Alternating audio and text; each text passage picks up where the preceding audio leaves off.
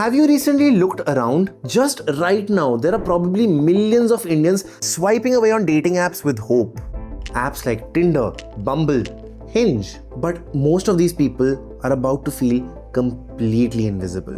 Why do so many Indians struggle to get matches on these dating apps? Is it just us? Are we not photogenic enough?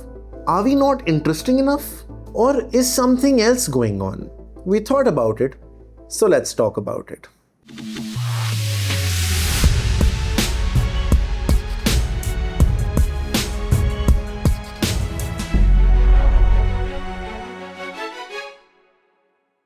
Hey everyone, I'm Angad Kahai Singh and Vyre is glad to be a part of Zerodha's media network through which we plan on bringing you well-researched content that dives deep into the questions you didn't even know you had. If that's something that you're interested in, be sure to click the subscribe button.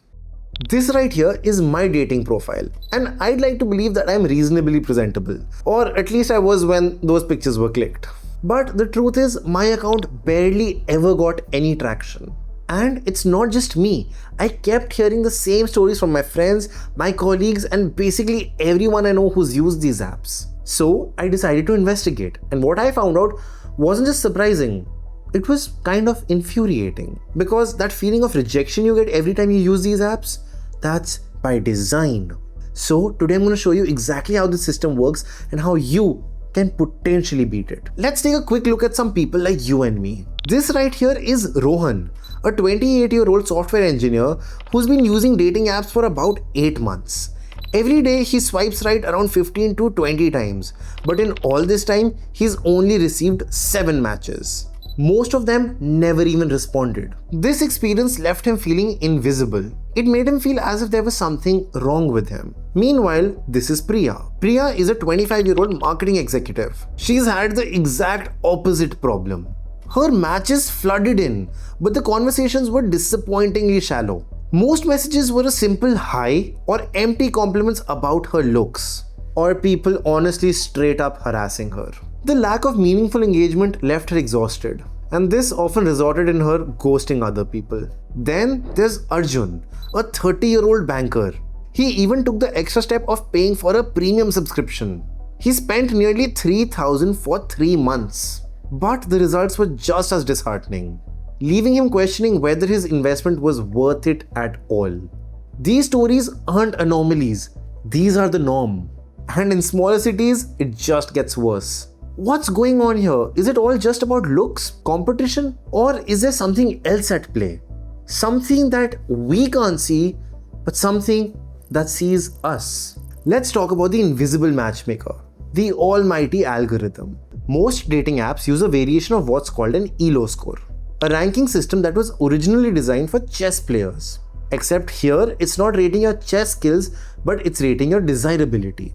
Today, most modern dating apps have moved away from the ELO system and use more complex things like AI, but fundamentals still remain the same. When you match with someone, it's not just about mutual attraction.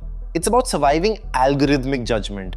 The system constantly calculates your worth in the dating marketplace. Your profile might be buried if you're not performing well enough. Low engagement, few right swipes, or matches with lower ranked users can trigger a downward spiral that's nearly impossible to escape. The sad thing is that most users never realize this is even happening. So the system is essentially deciding who's hot and well, who's not. But it's a little more complex than that. It's not just physical attractiveness, it's also how people engage with your profile. Do they linger on your photos? Do they even read your bio? The algorithm sees it all. But in India, there's another factor that's massively compounding this problem. In urban centers like Mumbai, Bengaluru, and Delhi, men vastly outnumber women on these platforms. The imbalance is severe enough to transform the entire experience. Imagine a crowded bar where for every woman, there are 5 to 9 men competing for her attention. This isn't just normal dating competition. It's a mathematical certainty that most male users simply cannot find matches regardless of their profile quality. And all the men aren't just competing with each other. They're competing against an algorithm designed to keep everyone swiping for as long as possible. There's another layer to the story that's very uniquely Indian. Dating apps weren't built for our cultural context. They were imported from the West. These apps were designed for a dating culture that was casual and immediate. You match, you meet for a coffee, and within a few days you decide if there's chemistry. Simple, right? But that's not how most Indians approach relationships. It is believed that most Indian dating app users are looking for long-term commitments or even their marriage partners right from the start. They often treat apps like Tinder and Bumble like a Shaadi.com light. In our context, family approval, community background, educational credentials, and career stability often matter significantly more than the rapid-fire attraction these apps are built to measure. The algorithm doesn't understand these cultural nuances. It doesn't understand that taking time to respond isn't disinterest. It punishes behavior that's perfectly normal in our own context. There's another thing that we all need to understand. Dating apps aren't charities, they're businesses.